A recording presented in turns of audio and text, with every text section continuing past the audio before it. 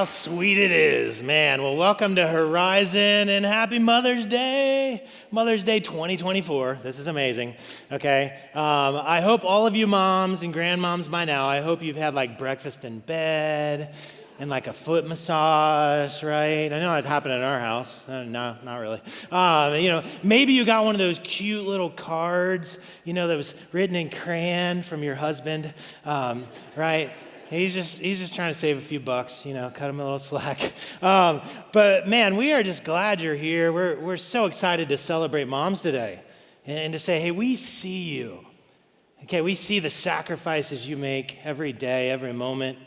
We see that just bottomless well of love you have for your kids. Man, it is a sight to behold. But more importantly today, what we're going to look at is the idea that God sees you as well. That where husbands like me and sons and daughters might miss some things, and that's hard as a mom, God sees every single moment.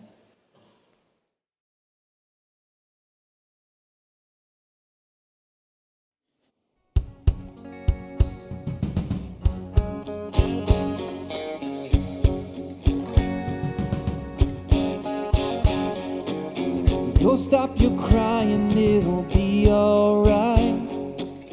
Just take my hand and hold it tight. I will protect you from all around you. I will be here, don't you cry. For so small, you seem so strong. My arms will hold you, keep you safe and warm. This bond between us can't be broken. I will be here, don't you cry. 'Cause you'll be in my heart. Yes, you'll be in my heart. From this day on, now and forevermore.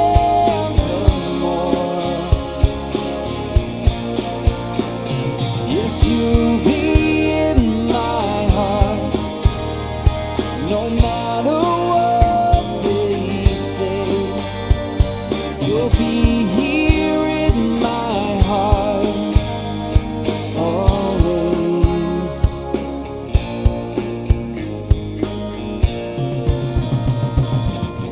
Why can't they understand the way we feel? They just don't trust what they can't explain. I know we're different, but deep inside us, we're not that different at all. And you'll be in my heart. Yes, you'll be in my heart. From this day on, now and forevermore.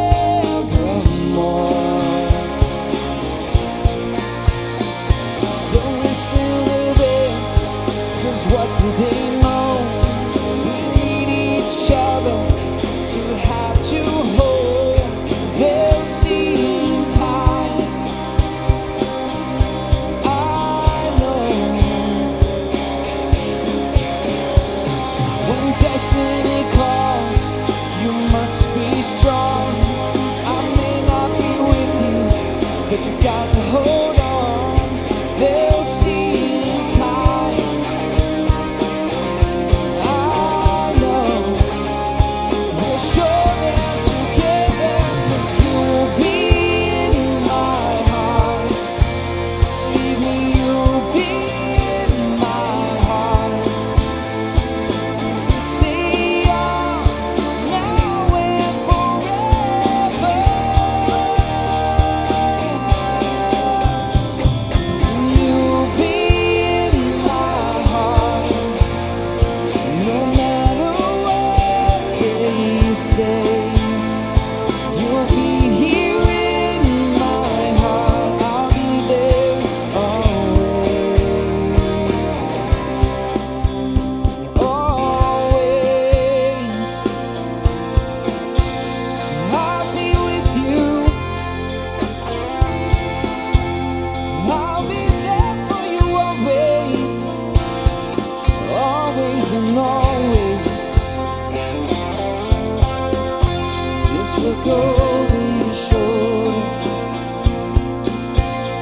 look over your shoulder. Just look over your shoulder. I'll be there always.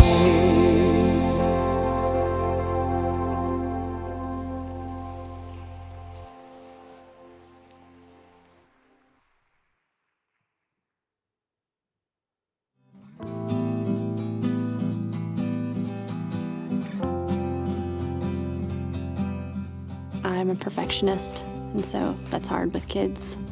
There's definitely days when I have my doubts about my abilities. Struggle with my temper. I struggle with like how I react with situations. I wish I knew how to, I guess, just calm myself before speaking to them. I wish I was better at taking time to sit down and just listen more to my child. I wish I was more confident in being a mom. I'm not the most patient person in the world. Patience. Patience is far and away probably the biggest struggle. I just want them to know just how much I love them.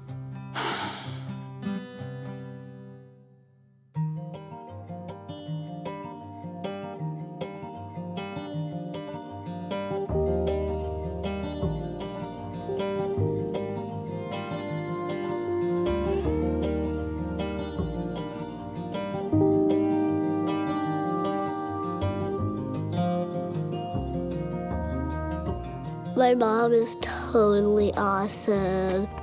She's fun to snuggle with. Pretty, funny. She does cook a lot of food for me.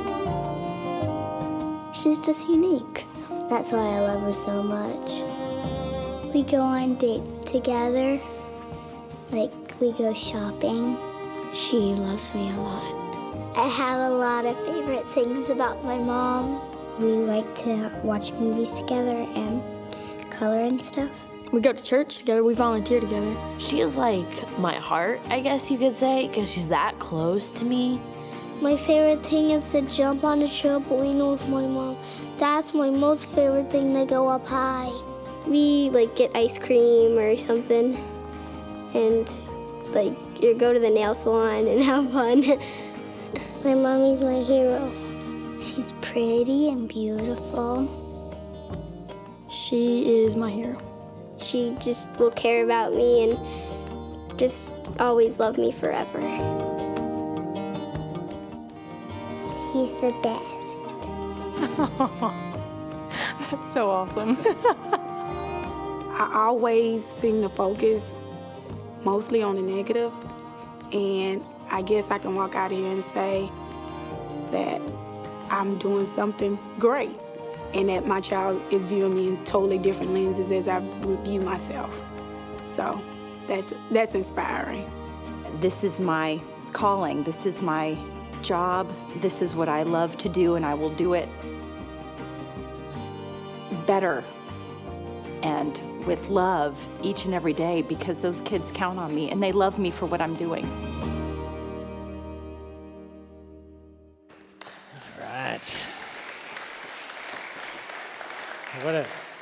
What a cute video, man.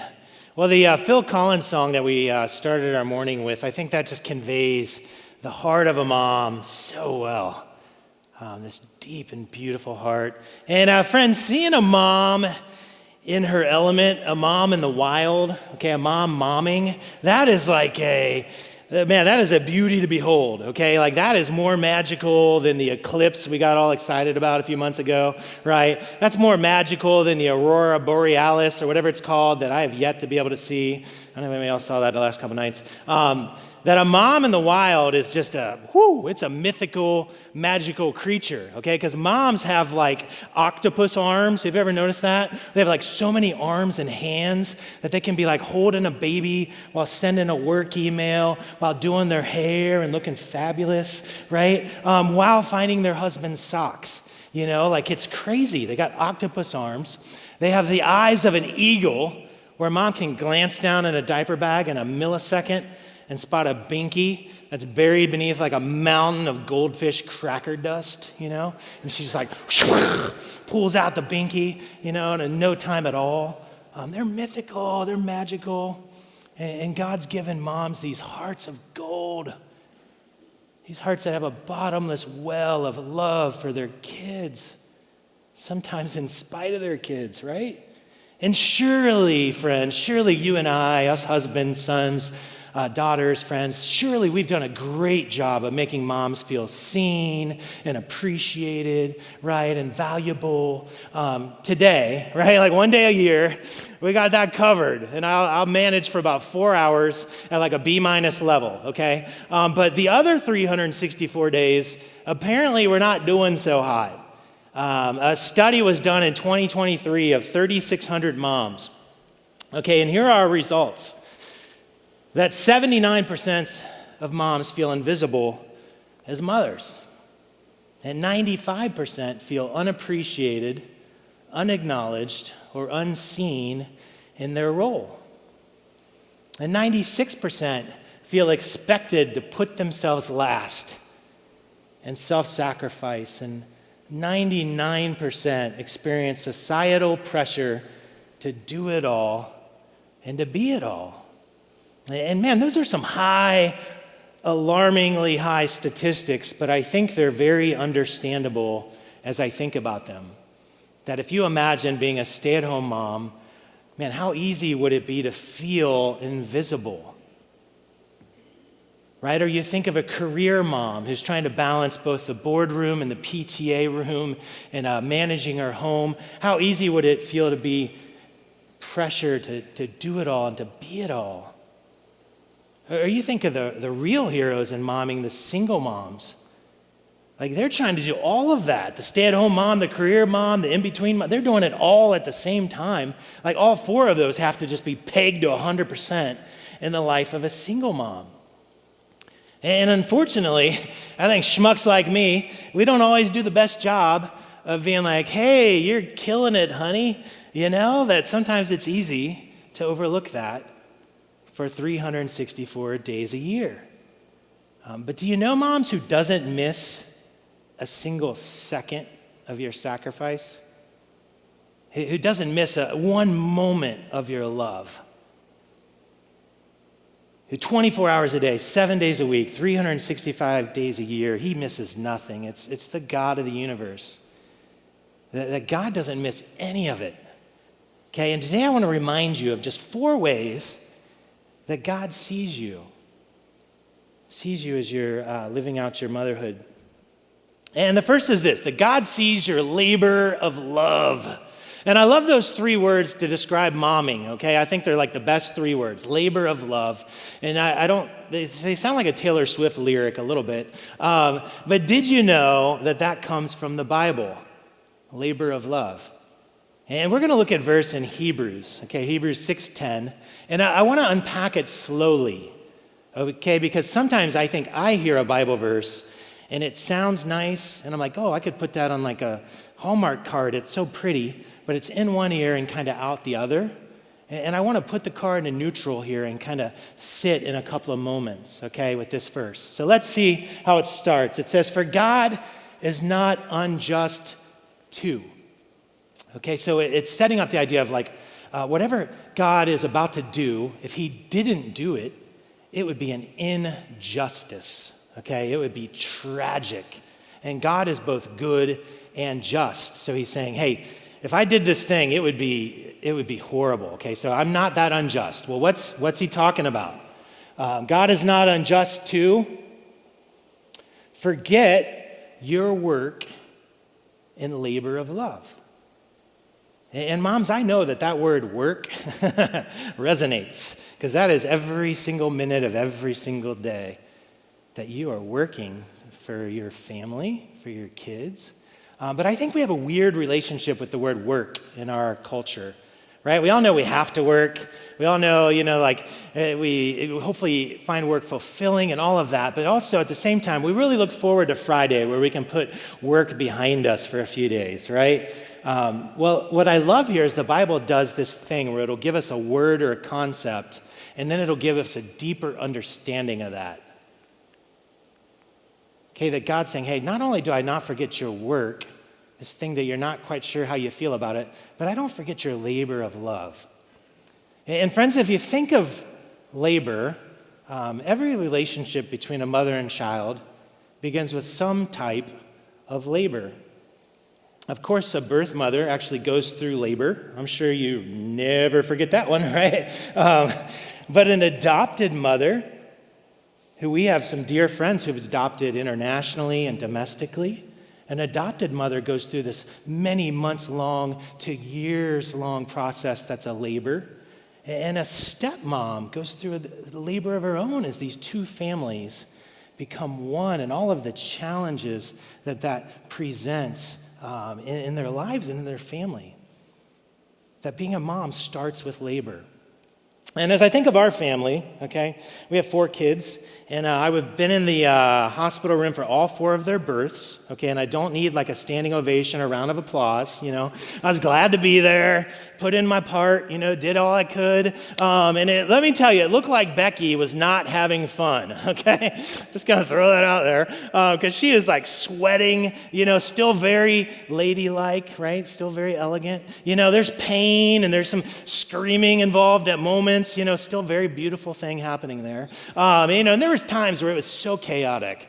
And I'm like, hey, could you keep it down over there? I'm like scrolling Facebook. Jeez, can you believe this? Just kidding, right? Like, we would still not be married, I'm sure, if that had been my take. But it was labor. It was hard. As her husband, I watched it. I just struggled to see her struggle. That it was work. It was hard. But what I love is the Bible gives us these 2 synonyms, work and labor, which mean basically the same thing.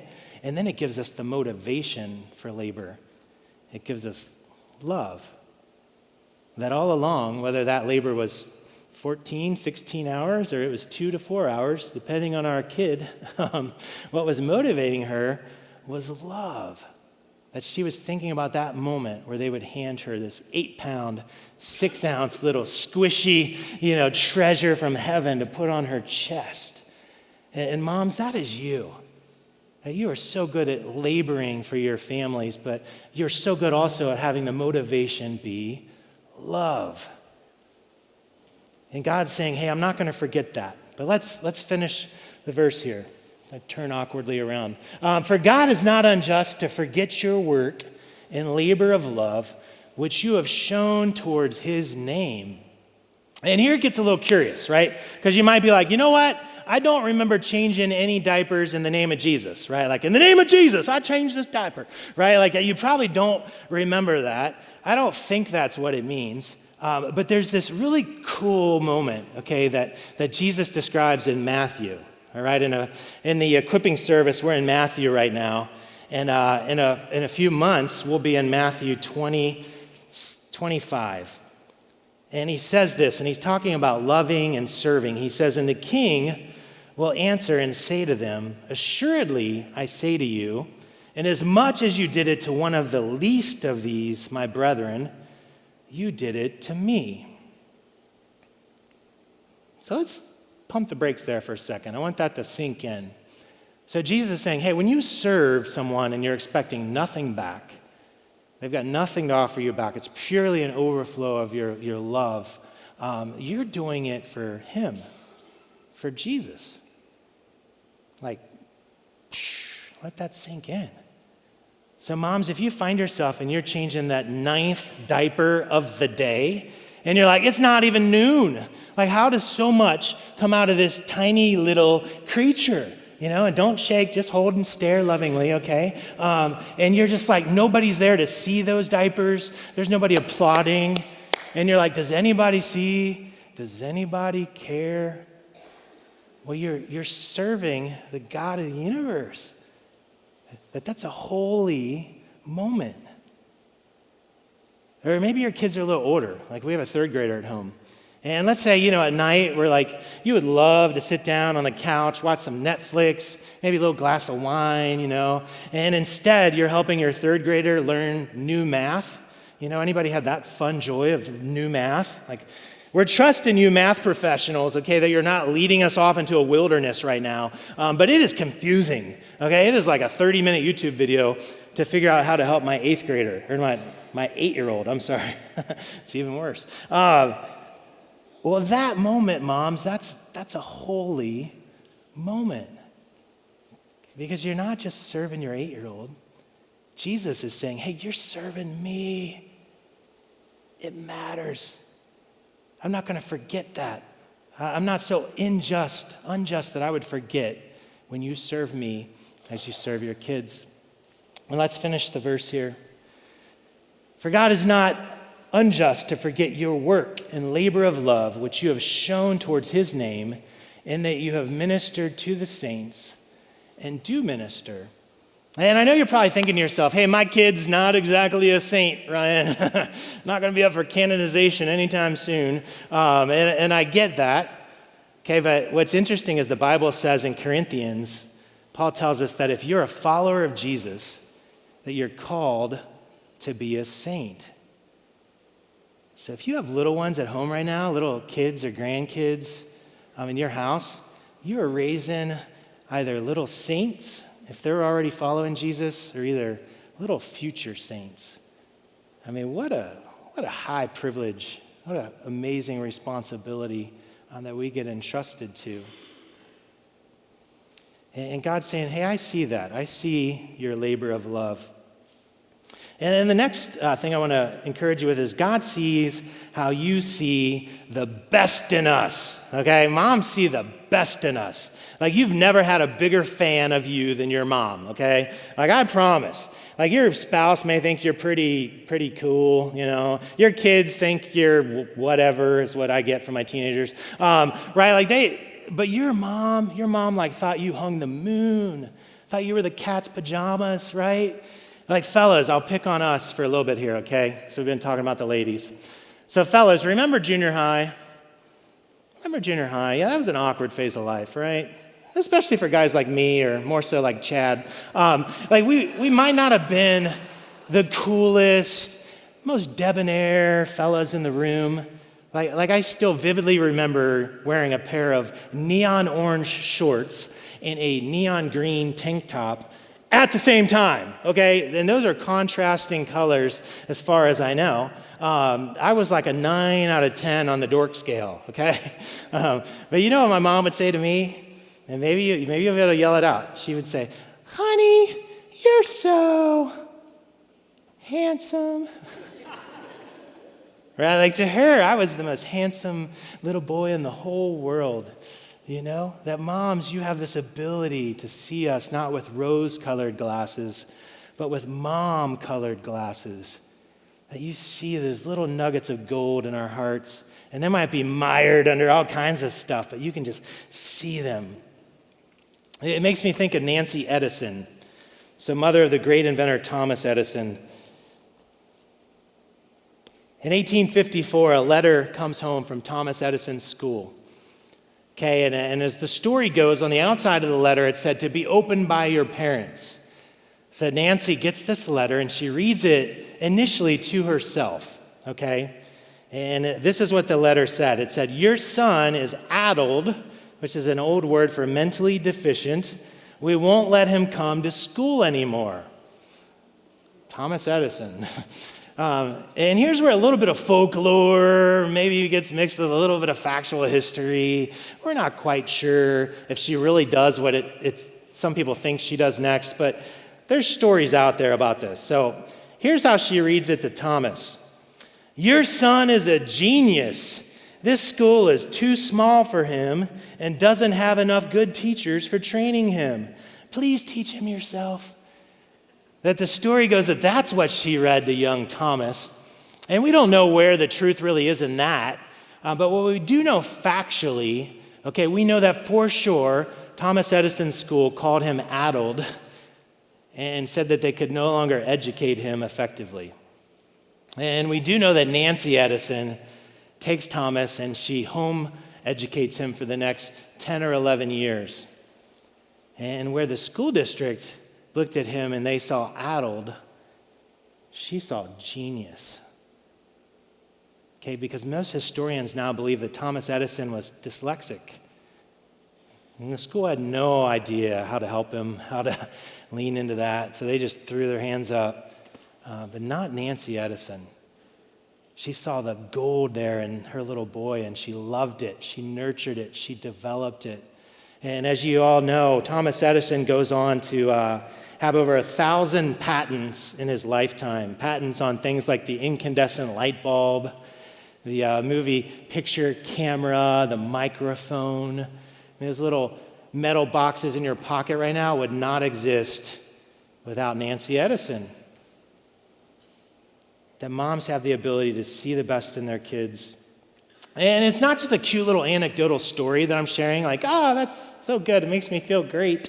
That moms, when you display this ability to see the best in us, that you are breathing into our world God's character and his nature. Okay, because the Bible says that both men and women are made in the image of God. That there's something unique and distinct about a man that tells us something about God's character and nature. And there's something unique and distinct about a woman that tells us something about God's character and nature. And when you display this in our world, you're breathing into our world a much needed touch of God. There's a moment in the Old Testament where God is looking for a new king for Israel. Okay, and he sends a priest to this family, and this family has lots of boys, okay? And most of these boys are big, gregarious, hunky-looking guys, kind of like Chad. I'll make up for it, okay? They're like Chad, very handsome. And then there's the young boy, David, and David's kind of off tending the sheep. They kind of have him hidden out of the way. And God gives these instructions to the priest as he's looking for the next king. He says, "For the Lord does not see as a man sees, for man looks at the outward appearance, but the Lord looks at the heart." And moms, you have such an ability to do that. To look at your teenager, right? And they're prickly sometimes, right? And to see below the surface and to see their heart, both the good and the bad, right? We see it both in there as parents. And then to love it, that when you do that, you're displaying the character and nature of the God of the universe into our world. You're just breathing it in, and they're breathing it out, and it's amazing, and it's needed. That God sees that. It's not missed by him. The third way that God sees you is that God sees how you love so deeply. Like, there is nothing as fierce as a mama's love, right? Like, there is nothing as scary as a mother's love. It's where we get the phrase mama bear from, right? Like, you don't want to get between a mama bear and her cubs down in Gatlinburg, right? You just keep your distance. Same holds true at like the ATC in Anderson. You don't want to get between a mom and her kids because it's going to go down. And it doesn't matter if it's a birth mom or an adopted mom or a stepmom or heck, even a mother-in-law, because my mother-in-law loves me pretty fiercely. A mother's love is fierce. It is strong. It's deep. It's amazing. And God's saying, hey, I see that. I see the way you love us so deeply.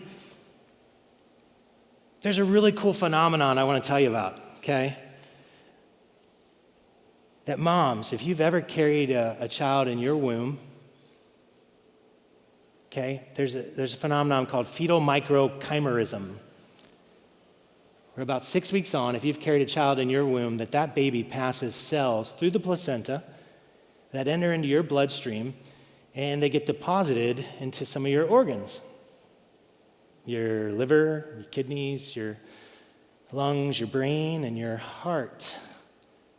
Remember the song we started with, the old Phil Collins? You'll be in my heart.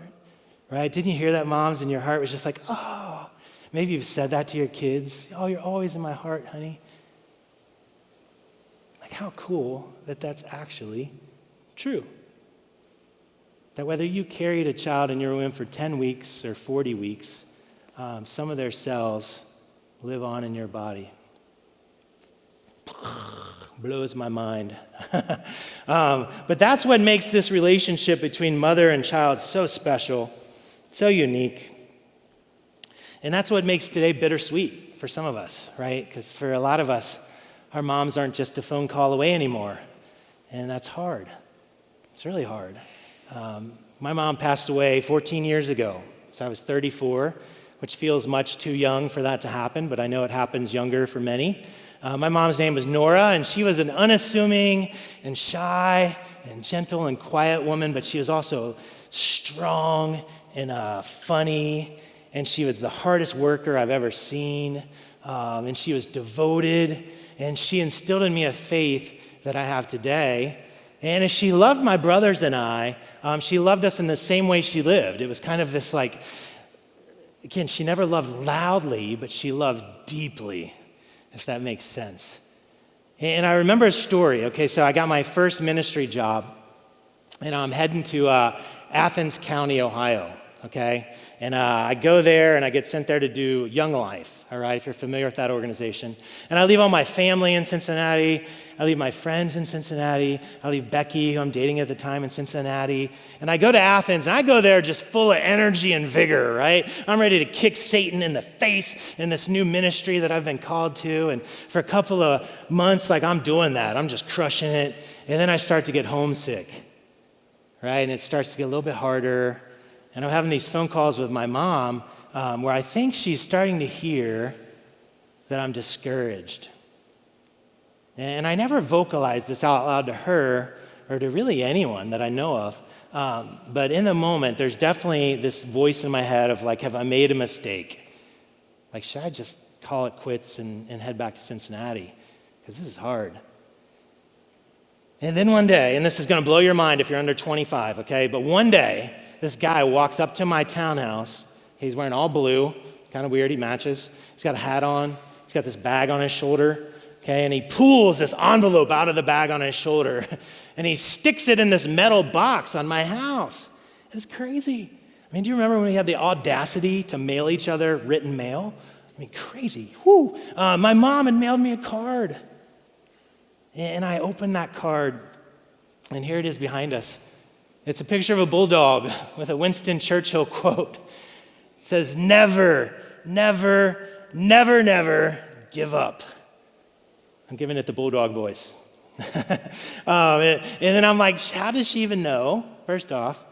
And then I open it, and inside there's a verse out of Proverbs. It says, hope deferred maketh the heart sick, but when the desire cometh, it is a tree of life. This idea of hey, Ryan, keep hoping. It's going to get better. And then this last line I love. She says, I love you, Ryan, but God loves you more. Don't ever give up, Mom. And that's got to be hard to write as a mom, because you probably feel like you love your kid more than anything in the world could love them. But I love that she had the wisdom to send me this message that now, that's close to 25 years ago, now I'm reading and finding hope in. Friends, my mom never loved us loudly, but she loved us deeply. And I don't know if she ever told anybody about that letter, about that card. I asked my dad later in his life, and he was like, I don't know. He had no idea she had sent me the card. But for me, it was a pivotal moment that I would go on to be on Young Life staff for 16 years in 3 different cities. It was a major part of our lives, and if I hadn't gotten that card, I don't know what decision I would have made in that moment.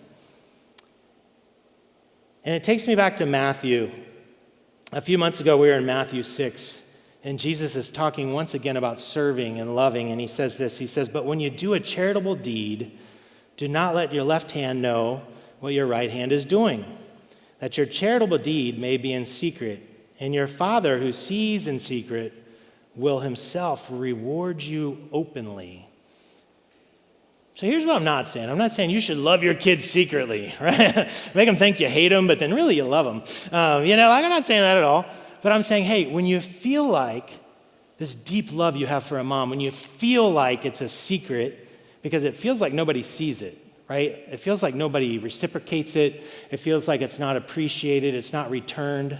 It's like, if you've had this experience, this will resonate. It's like trying to hug your teenage boy, and it's like hugging a cactus, right? Like, please, I love you, love me back. And he's like, no, love me, right? Like when you feel like your love is invisible, when it's secret, Jesus here, he's saying, no, I don't miss a second of that. Like what you feel like no one sees, I see. And I'm going to reward that. The mom, God sees how you love so deeply to your core. And the last reminder is that God sees you when you find yourself in the wilderness. In the opening chapters of the Bible, we meet a woman named Hagar. And Hagar is an Egyptian slave.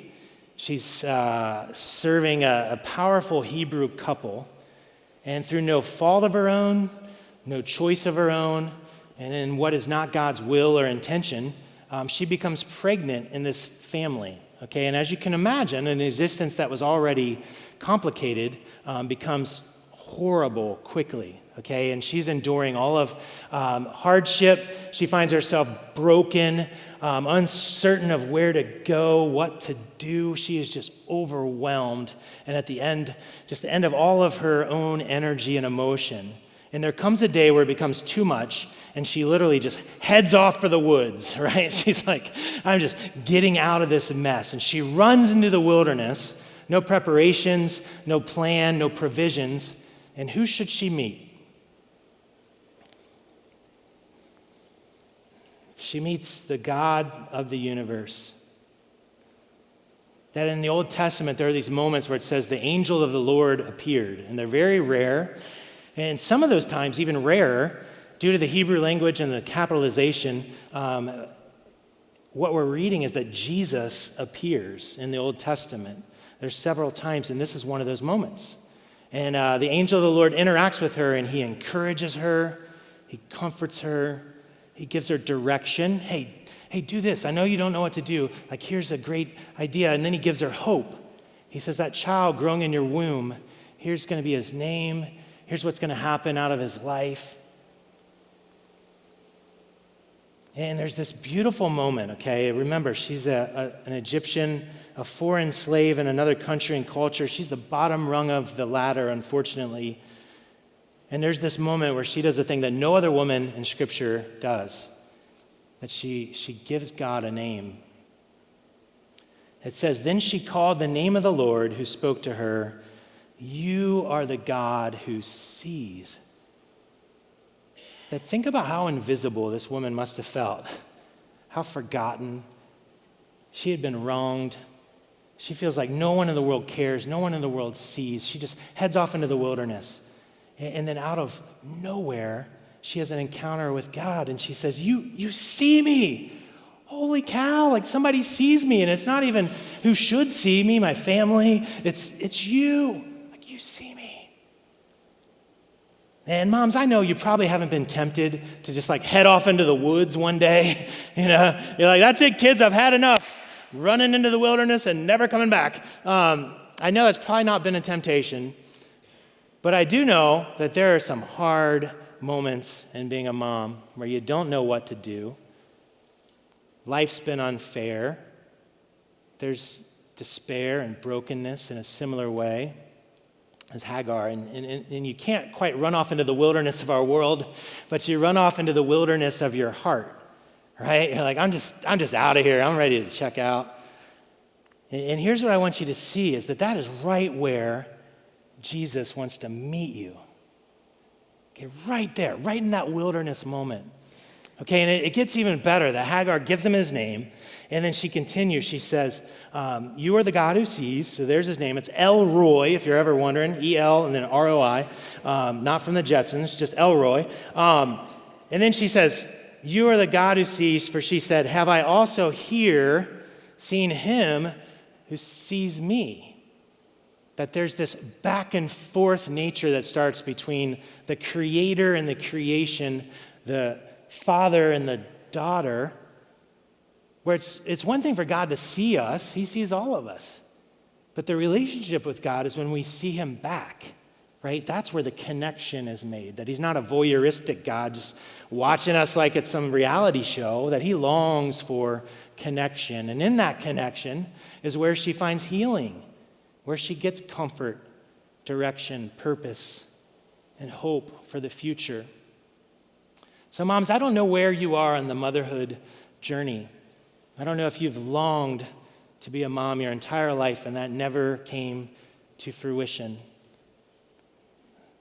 I know that's got to be a hard, bitter pill. But I want to encourage you with this idea is to see him who sees you. In the same way that Hagar sees him who sees her in the wilderness, in that moment, that's where Jesus wants to meet you. He wants to meet you right in that brokenness. Or maybe you're a few years into the motherhood journey and you were in like the diaper phase of life, right? Like you were just drowning in diapers. It's like a diaper swimming pool and you're just swimming laps, and you wish you could come up for air, both literally and metaphorically, but you're not. You're just in Diaperville. Well, see him who sees you. That God's longing to do a big old, cannonball into that pool of diapers with you. And he's longing to give you encouragement and comfort and hope. Or maybe you're an empty nest mom, and your kids have long left the walls of your house. And the greatest desire of your heart is, man, I just wish I could spend time with them. More time, like a lunch, a trip. I wish we could have those car rides again to the games and practices. And moms, God wants to meet you right in the middle of that, right? Life's busy. They're busy. You were busy when you were at that stage too. You understand, but it doesn't make it less hard. Well, in that moment, empty nest moms, see him who sees you. Have that back and forth engagement. Because he's waiting there in the wilderness, waiting to give you encouragement, comfort, direction, and hope. Friends, we're going to end today with something I think is pretty special. Okay, if you've ever watched America's Got Talent, there's a young man named Kodi Lee on America's Got Talent. And he's in his 20s. He's blind and he's autistic. And somehow God has blessed him with this amazing ability to write music, play music, and sing. And he has this voice of an angel, man. It's beautiful. And we're going to sing that, the band is. And moms, what I want you to hear is hear the heart of gratitude of a kid, okay, of one of your kids. Because sometimes we as the kids, we're not the best at like organizing our thoughts and our feelings and crafting them into like a nice little package to hand you. So I hope in this, your mama heart can hear the gratitude of your child.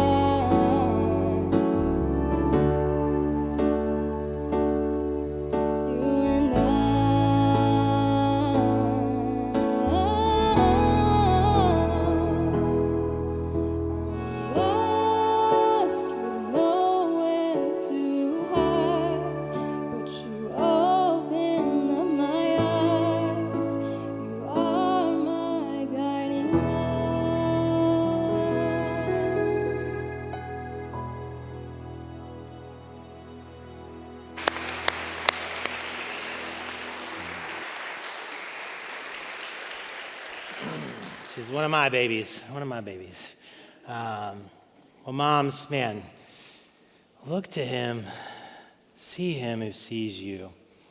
He sees it all, every sacrifice, every moment of love that you give. None of it's lost, none of it's forgotten. Hey, two things to bring to your attention for next week that might apply to you. If you have children or grandchildren in our family ministry, next Sunday is Move Up Sunday. So it's a celebration around here. We're encouraging kids to dress up like superheroes and kind of really embrace the challenge of going to that next grade level. So that'll be an exciting day. And then also, if you've ever considered baptism for yourself or child or grandchild, next week is Exploring Baptism. So that'd be a great spot to ask questions and find out more information about that. But moms, I hope you have a fantastic day. Okay, first off, y'all look lovely, okay? But you've earned a fantastic day. You deserve a fantastic day. So I just hope you have one. We love you. Have a great week. See you next week.